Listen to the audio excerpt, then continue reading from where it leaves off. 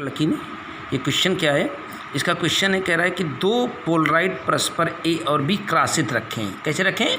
क्रॉसित मतलब एक ऐसे रखा है तो दूसरा ऐसे क्रॉस रखा है, यानी इनके और इनके बीच का एंगल 90 डिग्री है, इन दोनों के बीच का एंगल 90 डिग्री है।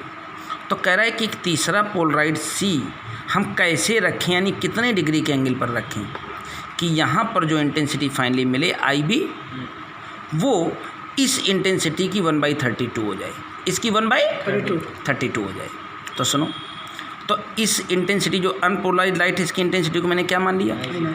तो सबसे पहले तो ये पोलराइज लाइट यहाँ से निकलेगी तो उसकी इंटेंसिटी हमने भी बताया इन्फॉर्मेशन में कि पहली बार पोलराइजेशन से जो इंटेंसिटी मिलती है वो पूरी इंटेंसिटी की आधी होती है, राइट। तो वो I0/2 हो गई, राइट। अब ये परस्पर क्रॉसित रखे थे, मतलब 90 डिग्री के एंगल पर रखे थे। तो अगर ये तीसरा पोलराइड जब मैं यहाँ लाऊंगा, मान लीजिए मैंने कितने डिग्री का एंगल लगाया है? Theta degree. तो फिर ये वाला एंगल कितना बचेगा? 90 - थीटा। भाई इनके बीच का एंगल 90 है, तो अगर इनके बीच का थीटा हो गया तो ये क्या बचेगा? 90 - थीटा। तो यहाँ इंटेंसिटी अगर I0 थी तो यहाँ पहली बार क्या मिलेगी? क्यों मिलेगी? क्योंकि अनपोलराइज लाइट जब पोलराइज होती है तो उसकी इंटेंसिटी उसकी आधी हो जाती है। लेकिन इस जगह पर जब मैं IC की बात करूँगा, IC, तो IC में ला ऑफ माइनस लगाना पड़ेगा।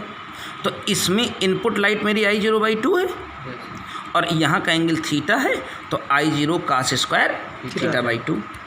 अब जो IC की आउटपुट आई है वो IB के ऊपर इनपुट होगी कि नहीं होगी? अब IB के ऊपर अगर इनपुट होगी तो ये मेरी जो IB निकलेगी, IB, तो उस IB को मैं कहूँगा ये मेरी इनपुट है I0/2 cos² θ, करेक्ट है ना। अब हमारे पास यहाँ पर जो लाइट मिल रही है इस जगह पर IC, तो ये 90 - थीटा बनेगा। तो इसमें जब फिर से मैं, क्योंकि ये मेरी इनपुट लाइट हो गई ना ये, अब इनके बीच में एंगल 90 - थीटा है, तो फिर से मुझे कहना पड़ेगा cos² 90 - थीटा। तो यहाँ से निकलने वाली लाइट इसकी 1/32 है, इसकी 1/32, तो हम कहेंगे IB = I0/32, I0/32 = I0/2 cos² theta, तो ये है ही, और एक sin² थीटा और बन गया। क्या बन गया? इसको इससे काट डालो, इसको इससे काट डालो, 16। ये cos² थीटा sin² थीटा हो गया। cos² थीटा 1 हो गया भाई, इंटू लिखा है गधा है, तो 1/16 यहाँ लिख दो, कोई दिक्कत तो नहीं है। इसको दो बार मल्टीप्लाई कर दो और 4 नीचे डिवाइड कर दो, तो होगा क्या कि 2 sin θ cos θ, फिर से 2 sin θ cos θ।